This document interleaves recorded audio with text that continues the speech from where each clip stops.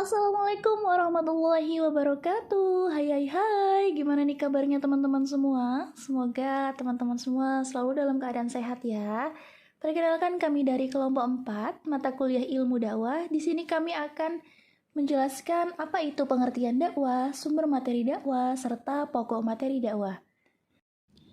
Kelompok 4 sendiri beranggotakan 5 orang. Yang pertama ada Safila Azari Budiono, kemudian ada Umi Hasanah, ada Anissa Nuratin, ada saya sendiri Intan Soleha, dan ada Arofan Siwi Wicaksana. Baik, memasuki materi yang pertama yakni pengertian materi dakwah. Apa sih itu materi dakwah? Jadi, materi dakwah merupakan apa yang disampaikan dalam berdakwah. Dalam berdakwah, tentu saja menggunakan sumber. Allah Subhanahu wa Ta'ala telah memberikan petunjuk mengenai sumber materi dakwah yang harus disampaikan. Allah Subhanahu wa Ta'ala berfirman dalam Quran Surah Ali Imran ayat 1 yang artinya, "Dan hendaklah ada di antara kamu segolongan umat yang menyeru kepada kebajikan, menyuruh kepada yang ma'ruf, dan mencegah dari yang munkar. Merekalah orang-orang yang beruntung." Dalam ayat Al-Quran tersebut ada yang menyebutkan al-khair, maksudnya yakni nilai-nilai universal yang diajarkan oleh Al-Quran dan Sunnah. Dalam Quran Surah An-Nahl ayat 104 menjelaskan bahwa serulah kalian yaitu manusia kepada jalan Tuhanmu dengan hikmah dan pelajaran yang baik, dan bantahlah mereka dengan cara yang baik. Sesungguhnya Tuhanmu dialah yang lebih mengetahui tentang siapa yang tersesat dari jalannya, dan dialah yang lebih mengetahui orang-orang yang mendapat petunjuk. Yang kedua ada sumber materi dakwah.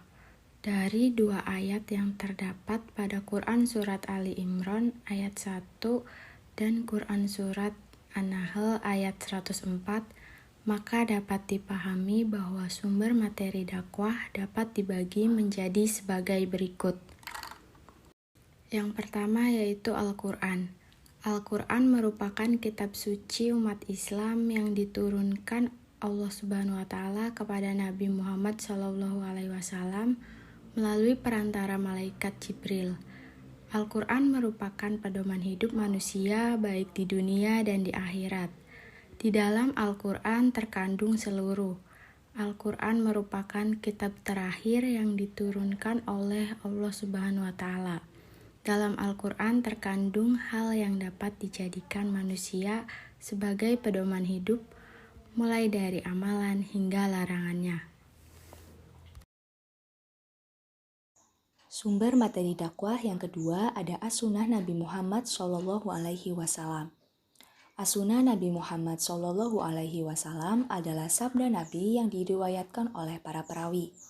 Sunnah merupakan sesuatu yang tidak wajib dilakukan namun akan mendapatkan pahala jika dikerjakan. Fungsi sunnah ada dua, yang pertama sebagai penguat atau takkid, yang kedua sebagai penjelas atau tabyin. Sumber materi dakwah yang ketiga ada ijtihad dan fatwa ulama. Ijtihad adalah mencurahkan segenap kemampuan berpikir dalam menggali dan merumuskan ajaran Islam baik bidang hukum, akidah, filsafat, tasawuf maupun disiplin ilmu yang lain berdasarkan pendekatan tertentu. Ijtihad dalam sumber dakwah ialah sebagai metode untuk merumuskan ketetapan-ketetapan hukum yang belum terumuskan di dalam Al-Quran dan As-Sunnah. Sedangkan fatwa ulama adalah pendapat oleh seorang ulama atau faqih kepada masyarakat yang mengajukan pertanyaan yang menyangkut hukum atau kasus yang sedang dialaminya. Fatwa sendiri di dalam bahasa Arab artinya adalah nasihat, petuah, jawaban, atau pendapat. Materi yang selanjutnya adalah pokok materi dakwah. Pokok materi dakwah yang pertama ada akidah Islam. Akidah Islam merupakan keyakinan kepada Allah Subhanahu wa Ta'ala yang terikat kuat di dalam jiwa serta tidak disertai sedikit pun rasa ragu dan diamalkan secara zahir dan batin.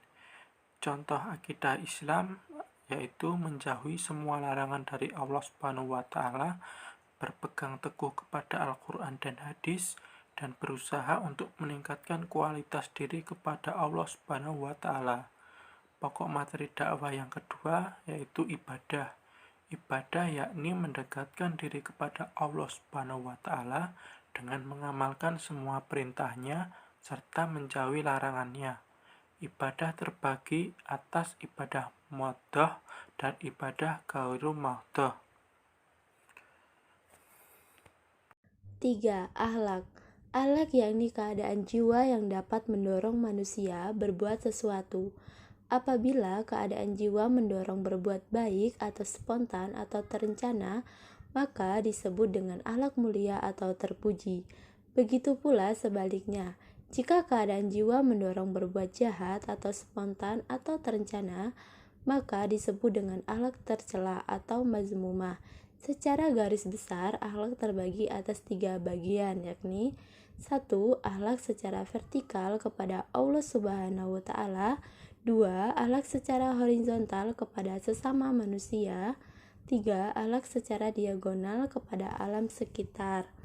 Selanjutnya, 4. Muamalah. Pada garis besarnya, muamalah mencakup garis besar pendidikan, ekonomi, sosial, politik, dan budaya.